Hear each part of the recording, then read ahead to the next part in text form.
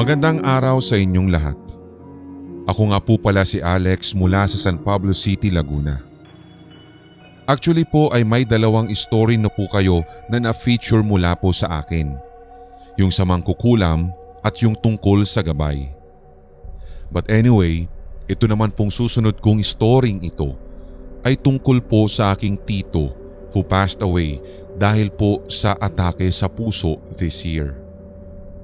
Sa katunayan po, Sir Red, ay may mga senyales na akong nakita along the way nang pauwi ako galing sa trabaho.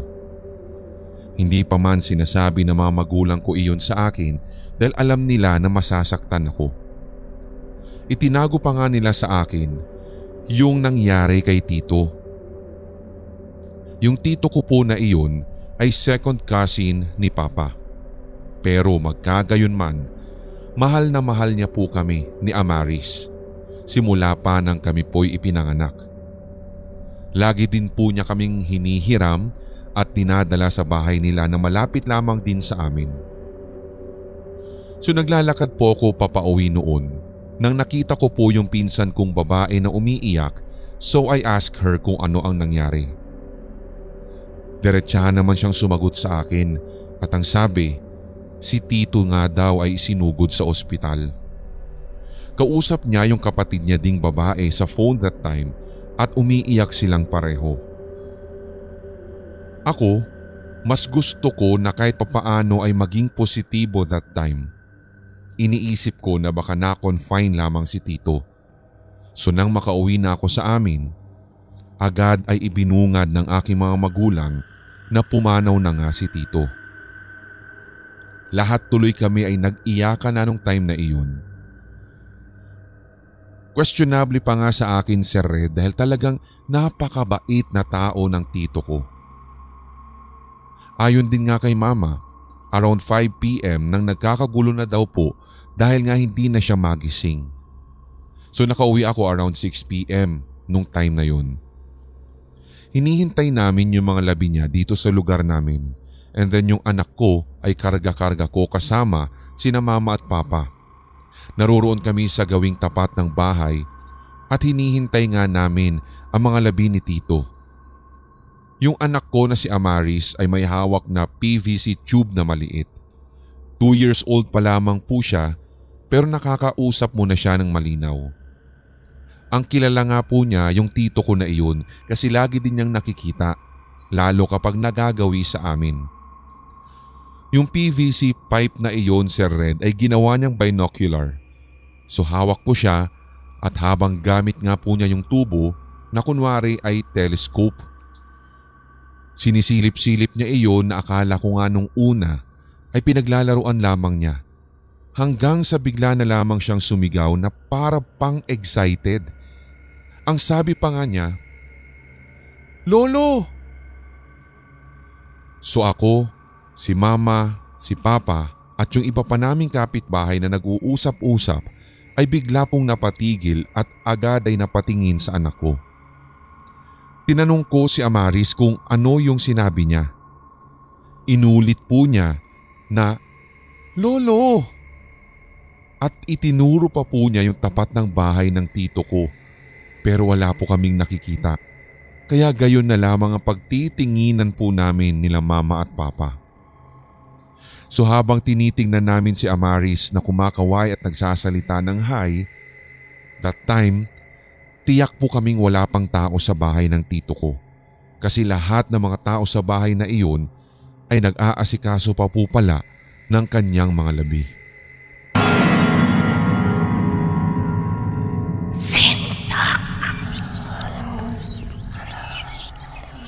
Good afternoon po sa lahat ng mga solid na tigapakinig ninyo dito sa Sindak Short Stories. Ito po ang aking ikalawang kwento at tulad ng aking naipangako sa inyo, Sir Red, na magsisend po ulit ako. Bukod sa nauna kong kwento tungkol sa huling habili ng aking lola, ito naman pong aking ibabahagi ngayon ay base naman sa mga kwento ng kakilala at yung mga nakaranas sa loob ng aming bahay. Just call me Kaloy, Sir Red.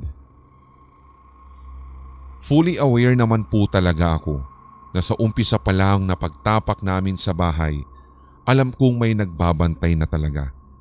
Dahil sa aking lolo sa side ng aking ina, bata pa lamang po ako nang siya ay pumanaw. In short, hindi ko na po talaga siya na-meet o nakalakhan. Nabubuhay na lamang po ang kanyang alaala base sa mga kwento na aking nadidinig. Tulad na lamang ng aking kapatid nang minsang naroroon daw siya sa kanyang kwarto. Basta't may nakita daw po siyang isang bata. Maliit ang height nito. Nakatayo daw ito sa gilid ng Durabox habang tinitingnan daw po siya ng matagal. Nang ikwento sa akin ito, nakatitiyak kami na ito yung pinsan namin na baby pa lamang ng pumanaw. Hanggang sa nagkwento na rin ang aking tiyahin. May isang gabi daw bago siya matulog, may nakita naman po siyang isang lalaki na nakatayo at korteng anino sa kwarto nila. Hindi daw ito gumagalaw. Pinilit na lamang daw niya na huwag pansinin dahil naniniwala siyang guni-guni lamang niya ito. Nang ikwento niya sa amin iyon, sinabi ko na maaaring si lolo iyon. Nang minsan naman din pong magawi ang aking kaibigan doon sa bahay, humiga muna siya sa aming sala habang walang ginagawa. Nabigla-bigla daw pong may napansin siyang dumaan na lalaki na naka-uniform na pang pulis patungo sa kwarto ng aking lola. Nagulat ako nang inamin niya iyon. Nakatitiyak na naman ako na si lolo ito dahil nagtutugma-tugma ang kanilang kwento patungkol dito sa loob ng bahay. Iniisip ko tuloy, Sir Red, na kung hindi po bantay sa loob ng bahay ang kaluluwa ng aking lolo na hindi ko na po naabutan, hindi po kaya isa siyang guardian angel na bukod sa pinsan kong baby na namatay na din ay isa siya sa gumagabay sa amin.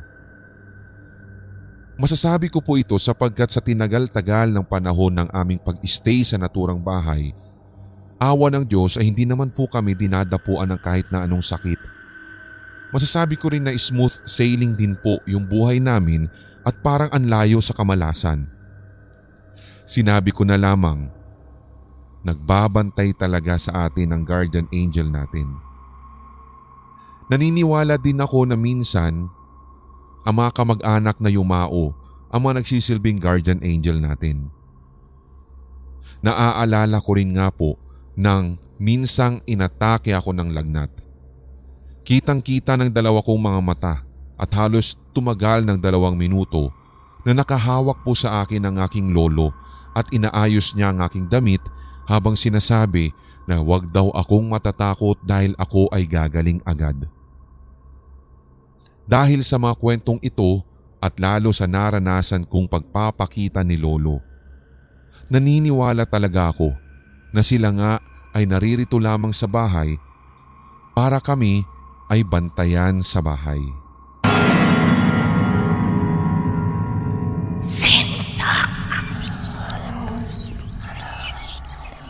Kumusta po sa inyo, Sir Red? It's me again, Josh with a T. Hindi na muna ako magkikwento tungkol sa panaginip ko katulad ng mga unang ibinahagi ko. Ito pong laman ng aking next na entry ay tungkol sa pagbabalik ala-ala ko sa mga na-experience ko rin dati. So counting flashback lamang po muna.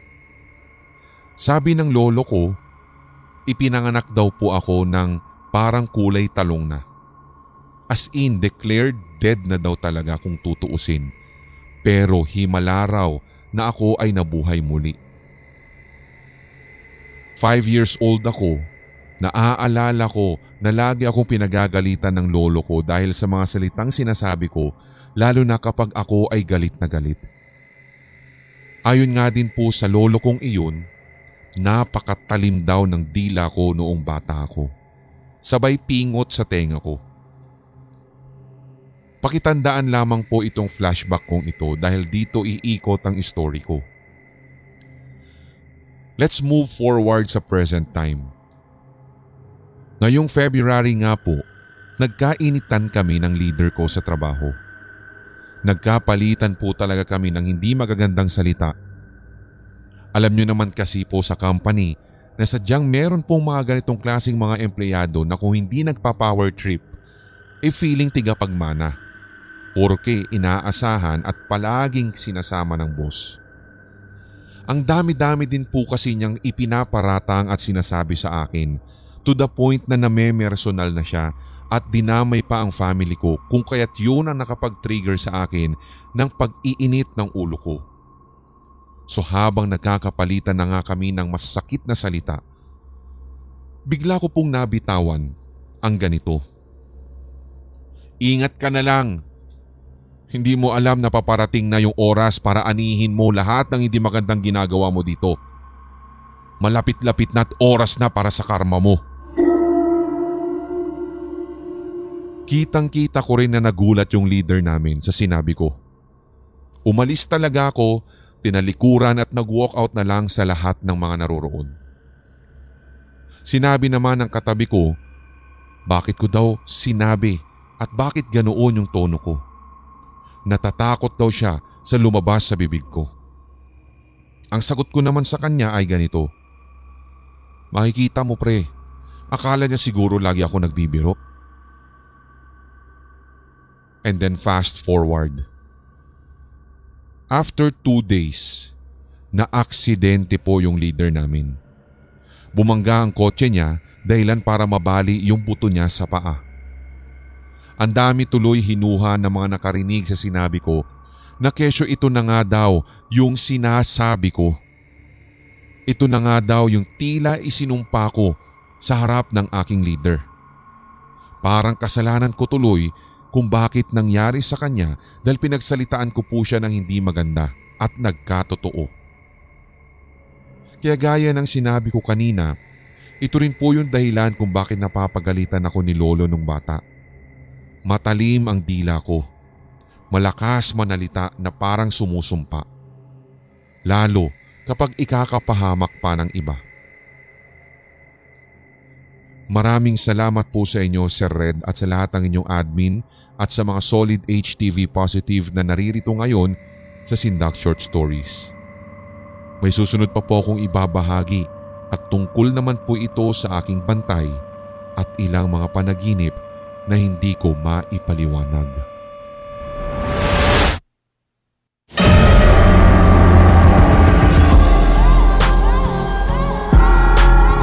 At inyong napakinggan ang tampok na one-shot Tagalog horror story. I-like, mag-comment at i-share ang episode na ito sa inyong social media mga certified kasindak. Huwag pahuhuli sa mga bagong kwentong katatakutan dito sa ating channel kaya pindutin na ang subscribe button at ang notification bell. Hanggang sa susunod na kwentuhan dito sa Sindak Short Stories.